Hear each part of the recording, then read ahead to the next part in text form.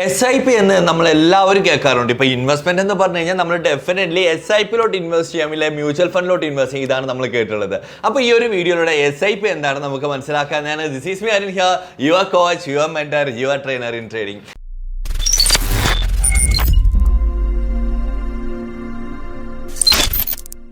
അപ്പോൾ SIP systematic investment plan, അതായത് നമ്മളൊരു സെർട്ടൈൻ എമൗണ്ട്, ഒരു നിശ്ചിത എമൗണ്ട് നിശ്ചിത ദിവസം നിശ്ചിത ടൈമിൽ ഇന്ന അസറ്റിലോട്ട് ഇല്ല ഇന്ന ഇൻസ്ട്രുമെന്റ്, ഇന്ന അസറ്റ് ഇല്ല ഇൻസ്ട്രുമെന്റ് എന്ന് പറയുമ്പോഴത്തേക്ക് മ്യൂച്വൽ ഫണ്ട്സ് ആകാം, സ്റ്റോക്ക് ആകാം, ഗോൾഡ് ആകാം, എന്തിൽ തന്നെയാണെങ്കിലും. ഇപ്പം നമുക്കറിയാം, ഇപ്പം പോസ്റ്റ് ഓഫീസ് വഴി കുറേ അധികം ഇൻവെസ്റ്റ്മെന്റ്സ് അടക്കാറുണ്ട്. ഓട്ടോമാറ്റിക്കലി നമ്മുടെ അക്കൗണ്ടിൽ നിന്ന് ഡെബിറ്റ് ആയി പോകത്തില്ലേ?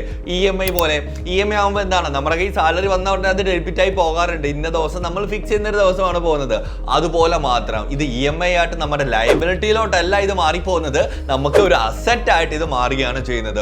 നമുക്ക് സാലറി വരുന്ന ഒരു ദിവസം ഇല്ല, നമുക്ക് ഡെയിലി കിട്ടുകയാണെങ്കിൽ ഡെയിലി ചെയ്യാൻ പറ്റും. പല ഡിഫറെന്റ് ടൈപ്സ് ഓഫ് SIPs ഉണ്ട്.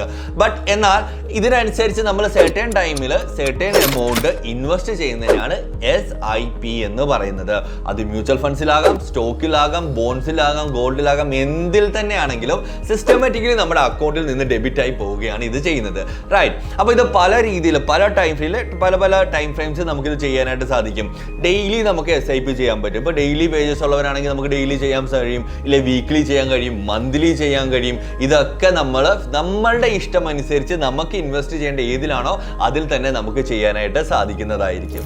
ഈ SIPക്ക് ബാക്കിയുള്ള ഇൻവെസ്റ്റ്മെന്റ് പ്ലാനിനേക്കാളും കുറേ അധികം അഡ്വാൻറ്റേജസ് ഉണ്ട്. അതിൽ ആദ്യത്തെ തന്നെ എന്ന് വെച്ച് കഴിഞ്ഞാൽ റെഗുലർ ആയിട്ട് ഡിസിപ്ലിൻ ആയിട്ട് നമ്മൾ ഇൻവെസ്റ്റ്മെന്റ് നടത്തുക എന്നതാണ്.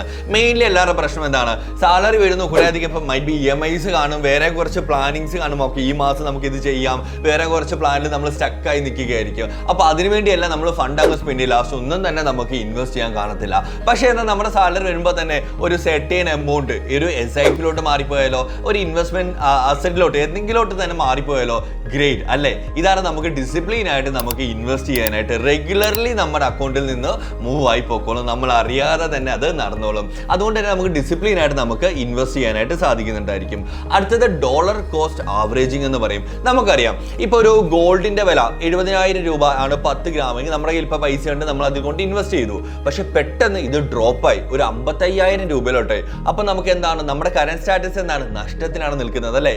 വെരി നെക്സ്റ്റ് മന്ത് ഇത് 70,000-ൽ നിന്ന് 55,000-ലോട്ട് പോയി. കഥയാണ്, നമ്മൾ അതിലൊരു ഈസിനെസ്സിന് വേണ്ടി എടുത്തേക്കാണ്. ഓക്കെ, അപ്പോൾ എന്താ, നമ്മളുടെ വാല്യൂ 15,000 രൂപ കുറഞ്ഞു നിൽക്കുകയാണ് ചെയ്യുന്നത്. അതേസമയം എല്ലാ മാസവും ചെറിയൊരു എമൗണ്ട് നമുക്ക് ഇതിലോട്ട് ഇൻവെസ്റ്റ് ചെയ്യാൻ പറ്റുവാണെങ്കിൽ പല പ്രൈസിലായിരിക്കും സെയിം ഇൻസ്ട്രുമെന്റ് നമ്മൾ വാങ്ങിക്കുന്നത് അല്ലേ? സെയിം ഇൻസ്ട്രുമെന്റ് പല പ്രൈസിൽ നമുക്ക് വാങ്ങിക്കാൻ കഴിയും. അങ്ങനെ ആവുമ്പോഴത്തേക്ക് നമുക്ക് ആവറേജിങ് നടക്കുന്നുണ്ട്. സോ ബെറ്റർ, ഞാൻ SIP ഇഷ്ടപ്പെടുന്നതിന്റെ മെയിൻ റീസൺ ഇത് തന്നെയാണ്. ആവറേജിങ് നടക്കുകയാണ് ഇത് ചെയ്തുകൊണ്ടിരിക്കുന്നത്. അടുത്തൊരു മെയിൻ റീസൺ എന്ന് പറയുന്നത് പവർ ഓഫ് കോമ്പൗണ്ടിങ്. ഐൻസ്റ്റീൻ പറഞ്ഞിട്ടുണ്ട്, വേൾഡിലെ 8th വണ്ടർ എന്ന് പറയുന്നത് കോമ്പൗണ്ടിങ് ആണ് എന്നുള്ളത്.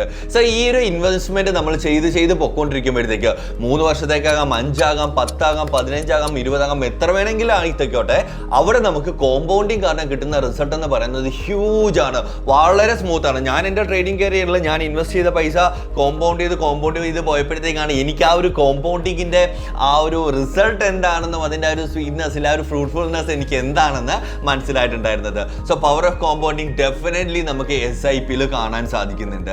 അടുത്തൊരു കാര്യം എന്ന് വെച്ച് കഴിഞ്ഞാൽ, പലർക്കും മാർക്കറ്റ് ടൈമിൽ ഇരുന്ന് ഇത് ചെയ്യാനായിട്ട് സാധിക്കത്തില്ല ഇല്ലേ? ഇന്ന സെർട്ടൈൻ സ്റ്റോക്കിലോട്ട് നമുക്ക് ഇൻവെസ്റ്റ് ചെയ്യാൻ താല്പര്യമുണ്ട്, ബട്ട് മാർക്കറ്റ് ടൈമിൽ ജോലി ചെയ്യുന്നതുകൊണ്ട് പറ്റിയെന്ന് വരത്തില്ല. അപ്പം എന്ത് ചെയ്യും? ബട്ട് ഇത് ഓട്ടോമാറ്റിക്കലി നമ്മൾ അറിയാതെ തന്നെ ഇന്ന ടൈമിൽ അതങ്ങ് പൊക്കോളും. അപ്പോൾ പിന്നെ ഈ ഒരു മാർക്കറ്റ് അവറിൽ ഇരിക്കണം എന്നുള്ളൊരു കൺസ്ട്രെയിൻ നമുക്ക് അവിടെ മാറിക്കിട്ടുകയാണ്. അടുത്തൊരു കാര്യം എന്ന് വെച്ച് കഴിഞ്ഞാൽ ഫ്ലെക്സിബിലിറ്റിയാണ്. അതായത് നമുക്ക് ഇഷ്ടമുള്ള എമൗണ്ട് ഇഷ്ടമുള്ള ടൈമിൽ ഇഷ്ടമുള്ള ഇൻവെസ്റ്റ്മെന്റിലോട്ട് നമുക്ക് നടക്കും. നമ്മൾ ഡിസൈർ ചെയ്യുന്ന രീതി തന്നെയായിരിക്കും എമൗണ്ട് പൊക്കോണ്ടിരിക്കുന്നത്. അത് മാത്രമല്ല, ഇപ്പൊ നമുക്കൊരു 30,000 രൂപയാണ് ഇപ്പൊ കറന്റ് സാലറി എന്ന് വിചാരിക്കുക. ഒരു വർഷം കഴിയുമ്പോൾ നമ്മുടെ സാലറി നേരെ കൂടി ഒരു 50,000 രൂപ എന്ന് വിചാരിക്കുക. അപ്പൊ നമുക്ക് ഇച്ചിരി കൂടുതൽ എമൗണ്ട് ഇൻവെസ്റ്റ് ചെയ്യാൻ പറ്റുമോ SIP-ലോട്ട്? അപ്പൊ നമുക്കിത് സ്റ്റെപ്പ് അപ്പ് ചെയ്യാനായിട്ട് സാധിക്കും. ഇപ്പൊ നമ്മളൊരു 3,000 രൂപയാണ് നമ്മൾ ഇൻവെസ്റ്റ് ചെയ്യുന്നുണ്ടെങ്കിൽ നമുക്കൊരു ഒരു 50,000 രൂപ സാലറി ആകുമ്പോൾ 5,000 രൂപയിലോട്ട് നമുക്ക് ഓട്ടോമാറ്റിക്കലി നമുക്ക് തന്നെ ഇത് ചേഞ്ച് ചെയ്യാനായിട്ട് സാധിക്കുന്നതായിരിക്കും. അപ്പോൾ ഈ ഒരു വീഡിയോയിലൂടെ നിങ്ങൾക്ക് SIP എന്താണെന്നും അതിന്റെ അഡ്വാൻറ്റേജസ് എന്താണെന്ന് എനിക്ക് മനസ്സിലായിട്ടുണ്ടെന്ന് ഞാൻ വിശ്വസിക്കുന്നു. താഴെ കമന്റിലൂടെ അറിയിക്കുക, നിങ്ങൾക്ക് ഒരു വീഡിയോ യൂസ്ഫുൾ ആയിരുന്നോ ഇല്ലയോ, ഇല്ലെങ്കിൽ ഇല്ല എന്ന് തന്നെ പറഞ്ഞോളുക. ഇനിയും കൂടുതൽ വീഡിയോസ് വേണമെന്നുണ്ടെങ്കിൽ അതുകൂടെ കമന്റിലൂടെ അറിയിക്കുക. See you there in next video. Bye.